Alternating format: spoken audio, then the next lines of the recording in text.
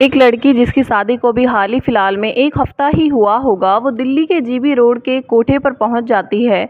और वहां पर एक लड़का होता है जो वहां चाय बेचने का काम करता है। उससे रोती हुई गिड़गिड़ाती हुई दया की भीख मांगती है और कहती है कि भैया प्लीज़ एक बार मेरे पति से मेरी बात करा दीजिए। उसके बदले में आपको जितना पैसा मुझसे चाहिए मैं उतना पैसा आपको दूंगी, क्योंकि मेरे पति बहुत पैसे वाले हैं। और अंत में ये भी कह देती है कि अगर आपको मेरे साथ कुछ करना है तो आप कर लीजिए प्लीज़, लेकिन एक बार मेरे पति से मेरी बात करा दीजिए। हेलो दोस्तों, नमस्कार, सत श्री अकाल, अस्सलाम वालेकुम। स्वागत है आप सभी का मेरे इस यूट्यूब चैनल में। अगर वीडियो पसंद आए तो प्लीज़ एक लाइक करके हमारे चैनल को सब्सक्राइब ज़रूर कर लीजिएगा दोस्तों। तो ये कहानी है दिल्ली के जीबी रोड के कोठे की, जहाँ पे एक लड़का होता है जिसका नाम सतीश होता है, जो वहाँ चाय बेचने का काम करता है।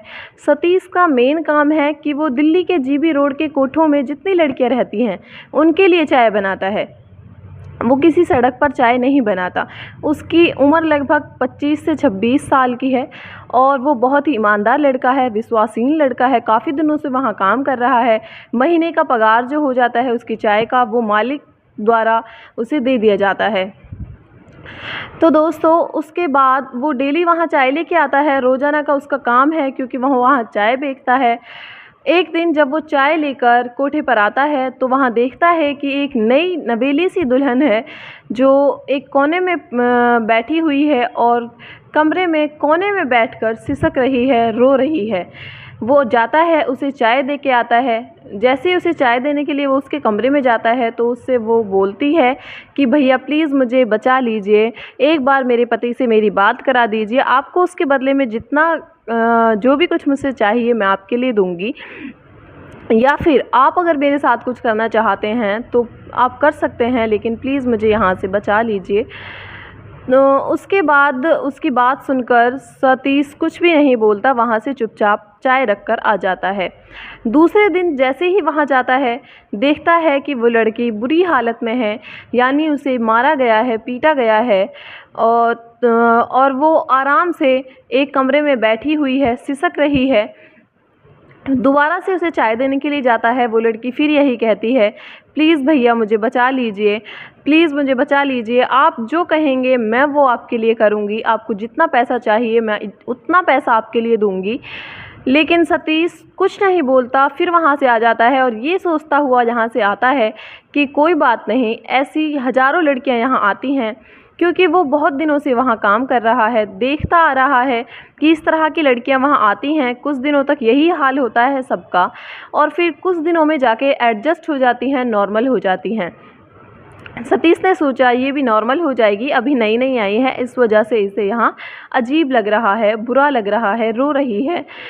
ये सोचते हुए वहाँ से आ जाता है। नेक्स्ट डे जब चाय लेके जाता है तो देखता है कि उसकी हालत और भी ज़्यादा बदतर हो चुकी है। उसे बहुत बुरी तरह से पीटा गया है, उसके साथ बहुत बुरा व्यवहार किया गया है। उसके शरीर पर घाव के निशान हैं, उसके पैरों में घाव के निशान हैं, उसके हाथों में घाव के निशान हैं।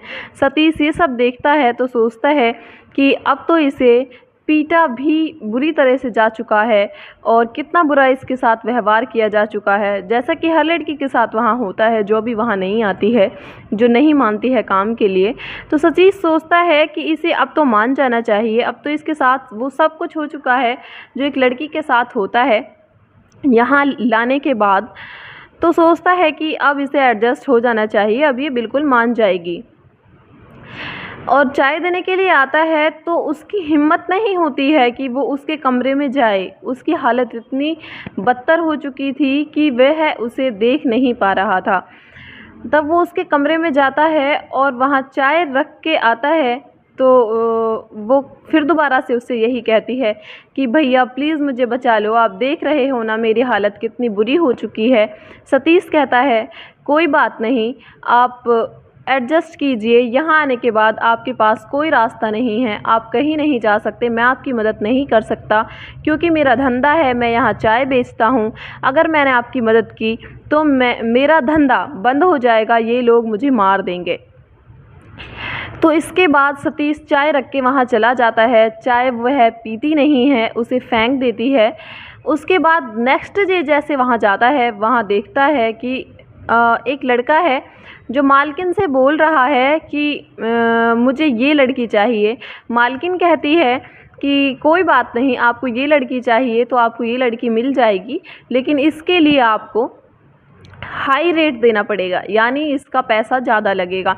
लड़का कहता है कि कोई बात नहीं। फिर मालकिन कहती है ये अभी फ्रेशर है, किसी के साथ गई नहीं है, तो रिस्क है इसके साथ जाने में, ये हाथ पैर भी चला सकती है, आपको कुछ फेंक के भी मार सकती है। वो लड़का बोलता है कि हम 2 जाते हैं साथ में। मालकिन कहती है ठीक है, उसका पैसा डबल लगेगा। वो लड़का कहता है ठीक है, हम डबल पैसा देंगे। फिर 2 लड़के उसके साथ कमरे में चले जाते हैं। वहाँ तब तक सतीश वहीं पे होता है, आया नहीं है वहाँ से। फिर मालकिन से कुछ बातें करके अपना वक्त वहाँ ज़ाया करने लगता है और सोचने लगता है कि वो देखना चाहता है कि इनके साथ क्या होने वाला है, इस लड़की के साथ ये क्या करने वाले हैं। जैसे ही वो लड़के कमरे में अंदर जाते हैं, उसके साथ ज़ोर ज़बरदस्ती करते हैं, तो वहाँ से उस लड़की की आवाज़ आने लगती है। उस लड़की का नाम प्रिया है। प्रिया के चीखने चिल्लाने की आवाज़ उस कमरे से आने लगती है, क्योंकि जितने भी लड़के वहाँ जाते हैं कोठों पर, वो सब इसी तलाश में जाते हैं कि एक नई लड़की उन्हें मिले जो अभी तक किसी से ना मिली हो, यानी किसी के साथ उस लड़की ने अभी तक संबंध ना बनाए हों। वो उनके लिए एक एंटरटेनमेंट की बात होती है, मज़े की बात होती है। इसी सर्च में वहाँ सभी लड़के जाते हैं। तो प्रिया के साथ वो जाते हैं, वहाँ से चीखने चिल्लाने की आवाज़ें आने लगती हैं। सतीश से ये सब सहन नहीं होता। सतीश वहाँ से फिर चुपचाप आ जाता है। दूसरे दिन फिर जैसे वहाँ चाय लेके जाता है, क्योंकि सतीश का रोज़ाना का काम है वहाँ चाय लेके जाना। सतीश वहाँ चाय लेके जाता है। सतीश की हिम्मत नहीं होती कि वो उस लड़की के कमरे में जाए, लेकिन मालकिन कहती है कि सतीश उस कमरे में भी लड़की है, उस कमरे में भी चाय दे के आओ। सतीश वहाँ जाता है। जैसे ही वहाँ जाता है, उसे चाय देता है। उसकी हालत देखकर वह बहुत भावुक हो जाता है, बहुत बेचैन हो जाता है, क्योंकि उसके कपड़े फटे हुए थे, उसका बुरा हाल हो रखा था और पूरा शरीर घावों से भरा हुआ था। हाथ पैरों पे घाव थे, सिर पे घाव था। तो ये सब देखकर सतीश के मन में एक सुझाव आता है कि वो प्रिया से ये सब जानने की कोशिश करेगा कि वो कैसे यहाँ पहुँची, किसने यहाँ उसे पहुँचाया है। फिर वो चाय देने के बाद सबको चाय दे देता है। उसके बाद वो मालकिन से कहता है कि मुझे भी एक लड़की के साथ वक्त देना है, मुझे भी एक लड़की के साथ वक्त बिताना है। मालकिन कहती है कि आज से पहले तो तुमने ऐसा कभी नहीं किया, फिर आज क्यों? वो कहता है कि मैं भी इंसान हूँ, मेरे अंदर भी फीलिंग्स हैं, मैं वक्त देना चाहता हूँ आज इस लड़की के साथ। मालकिन कहती है ठीक है, लेकिन इसका रेट थोड़ा हाई है। मुस्कुराता है और कहता है कि कोई बात नहीं, मैं देने के लिए तैयार हूँ, जितने पैसे लगेंगे मैं उतने पैसे दूंगा। सतीश को थोड़े पैसे भी कम लगते हैं, क्योंकि वो वहाँ डेली चाय देखने का काम करता है, वहाँ लगा बंधा हुआ बंदा है। तो मालकिन कहती है ठीक है। सतीश जैसे ही डील डन करके रूम के अंदर जाता है, तो प्रिया जो है एक कोने में सिसक रही है, और जैसे ही वो कमरे के अंदर एंट्री करता है, प्रिया को लगता है कि वो भी मेरे साथ वही सब करने आया है जो और लड़के करने आते हैं। प्रिया कहती है उसे देखते ही कि मैंने आपसे कहा था ना, आप मेरे साथ सब कर सकते हो, लेकिन एक बार मेरे पति से मेरी बात करा दीजिए प्लीज़। फिर सतीश कहता है नहीं, आप गलत समझ रही हो, मैं आपके साथ ऐसा कुछ नहीं करने आया हूँ। प्रिया कहती है कि आप झूठ बोल रहे हैं, मेरी आप मदद तो बिल्कुल नहीं करेंगे, क्योंकि आप देख रहे हैं इतने दिनों से मेरी क्या हालत है, लेकिन फिर भी आपने मेरी मदद का एक बार भी नहीं सोचा, मेरे भले के बारे में एक बार भी नहीं सोचा। सतीश कहता है मैं यही सब जानने आया हूँ यहाँ कि आप कैसे पहुँची, आप देखने में एक दुल्हन जैसी लग रही हो। जैसे ही सतीश ये कहता है कि आप एक दुल्हन जैसी लग रही हो, तो ये सब सुनकर प्रिया एकदम से रोने लगती है और उसे अपनी पूरी हिस्ट्री बताती है। प्रिया उसे बताती है कि वो पश्चिम बंगाल की रहने वाली है, वो स्कूल में पढ़ती थी, उस दौरान एक मुस्लिम लड़के से उसे प्यार हो जाता है। फिर वो दोनों कॉलेज में भी साथ पढ़ते हैं। उनका प्यार इतना बढ़ जाता है कि वो दोनों शादी के लिए सोच लेते हैं। शादी के लिए सोचने के बाद वो अपने घर वालों को बताते हैं, घर वाले मानते नहीं हैं क्योंकि वो लड़का मुस्लिम है, प्रिया हिंदू है। तो उन दोनों के घर वाले बहुत टाइट होते हैं, कोई भी नहीं मानता उनकी शादी के लिए। फिर वो उन दोनों ने जीने मरने की कसम खाई हुई थी साथ में कि हम दोनों एक दूसरे के बिना जी नहीं सकते। तो वो दोनों प्लान बना लेते हैं कि हम दोनों भाग जाते हैं। फिर प्रिया क्या करती है, अपने घर से कुछ पैसे लेके कुछ पैसे यानी 3.5 लाख रुपए वो वहाँ से लेकर आई थी और कुछ जेवरात भी उसके पास थे। वो सब वो लड़का उसे ले लेता है। वो दोनों घर से निकल जाते हैं। पश्चिम बंगाल से वो कलकत्ता की ट्रेन में बैठते हैं। कलकत्ता की ट्रेन में बैठने के बाद प्रिया बताती है कि हम दोनों साथ में थे, हम दोनों का टाइम बहुत अच्छा जा रहा था, लेकिन किसी ने हम दोनों को कुछ खाने के लिए दिया था। उसके बाद मुझे याद नहीं है कि मैं यहाँ कैसे पहुँची, किसने मुझे यहाँ पहुँचाया, कब मैं यहाँ पहुँची। मेरी आंखें खुली तो मैं इस कोठे के अंदर थी और पता नहीं मेरा पति किस हालत में होगा, वो भी मेरे साथ था, उसके लिए भी किसी ने कुछ खाने के लिए दिया था। सतीश कहता है कि कोई बात नहीं है, आप चिंता ना करें, मैं आपकी मदद ज़रूर करूँगा। प्रिया कहती है एक बार आप उन्हें फ़ोन करें, एक बार उनसे पूछें कि वो कैसे हैं, प्लीज़ एक बार मेरी उनसे बात करा दें। सतीश उससे नंबर पूछता है, प्रिया उसे नंबर बताती है उस लड़के का जिसका नाम इमरान है, जो जिसके साथ प्रिया घर से भागी थी। फिर उसका नंबर बताती है, उसका नंबर बंद आता है, नेटवर्क कवरेज क्षेत्र से बाहर बताता है। सतीश कहता है कोई बात नहीं, तुम चिंता मत करो, मैं बाहर जाकर ट्राई करूँगा। बाहर जाके जैसे ही ट्राई करता है उसका कॉल बाहर आके लग जाता है। सतीश को पता चलता है कि प्रिया जिस लड़के के साथ भागी थी उसी लड़के ने उसे कोठे तक पहुंचाया था, उसी लड़के ने उसे मालकिन को बेचा था सिर्फ 45,000 रुपये में। जी हाँ दोस्तों, जिस लड़के के साथ प्रिया घर से भागी थी, जिसके साथ उसने शादी की थी, उसी लड़के ने उसे एक कोठे पर बेच दिया था। उसके बाद सतीश ये सब बातें प्रिया को डायरेक्टली नहीं बताता और फिर ये सब जानने के बाद वो जैसे ही दूसरे दिन जाता है कोठे पर तो प्रिया से कहता है, जब उसे चाय देने के लिए जाता है तो उसे थोड़ा वक्त मिलता है उससे बात करने के लिए क्योंकि मालकिन वहाँ होती है, ज़्यादा देर वहाँ ठहर नहीं सकता। फिर उससे कहता है कि आप चिंता ना करें, आज शाम तक मैं यहाँ से आपको निकाल लूँगा। प्रिया कहती है ठीक है।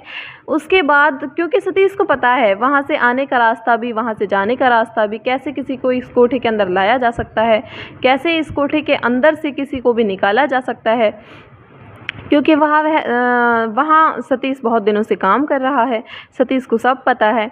इसके बाद सतीश वहाँ से प्रिया को निकाल लेता है। उसका ठेला मालकिन द्वारा, उनके लोगों द्वारा तोड़ दिया जाता है, उसका धंधा ठप कर दिया जाता है और वो दोनों वहाँ से निकलने के बाद सतीश उसे अपने साथ लेकर जाता है कि हम दोनों वापस कलकत्ता चलेंगे, आप दोबारा से अपने घर जाएंगी।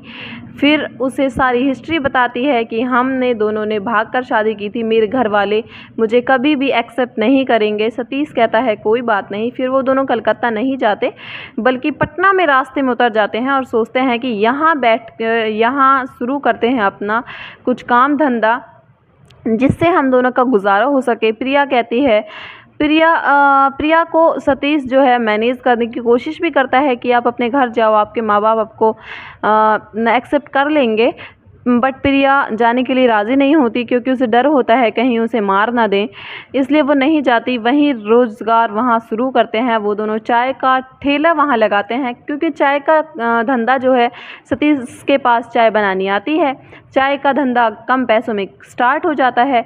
धीरे धीरे वो चाय का धंधा करते हैं, चाय का धंधा करने के बाद वो थोड़ी बड़ी दुकान बना लेते हैं। उनके इस सब के बाद उन दोनों को 2 साल हो जाते हैं इसी तरह से रहते हुए। धीरे धीरे उन दोनों को आपस में प्यार हो जाता है। फिर वो दोनों आपस में बातें करते हैं कि अब हम दोनों को शादी कर लेनी चाहिए। आखिर में सतीश ने उसी लड़की से, प्रिया से शादी कर ली और दोनों खुशी खुशी रहने लगे। उसके बाद एक दिन प्रिया अपने माता पिता को, अपनी मम्मी को कॉल करती है और सारी हिस्ट्री अपनी मम्मी को बताती है, दिल खोल के रख देती है अपनी मम्मी के सामने, बहुत बुरी तरह रोती है। उसकी मम्मी ये सुनकर खुश होती है कि मेरी बेटी अब एक मुस्लिम के साथ नहीं एक हिंदू के साथ है और उसे एक्सेप्ट कर लेती है। प्रिया अपने घर जाने लगती है। दोनों शादीशुदा हैं। प्रिया अपने घर वालों से भी मिल चुकी है और जो ये लड़का है सतीश, ये बनारस का रहने वाला है। प्रिया बनारस भी जाने लगती है। इन दोनों का रिश्ता बहुत मजबूती के साथ चलता है। बहुत अच्छे और प्यारे मियाँ बीवी वाला रिश्ता इनका बन जाता है। तो दोस्तों, इनकी जो लव स्टोरी थी बहुत अलग थी, बहुत ही सीख देने वाली थी। मैं उन सभी बहनों को एक मैसेज देना चाहूँगी जो गलत कदम उठा लेती हैं बिना कुछ सोचे समझे।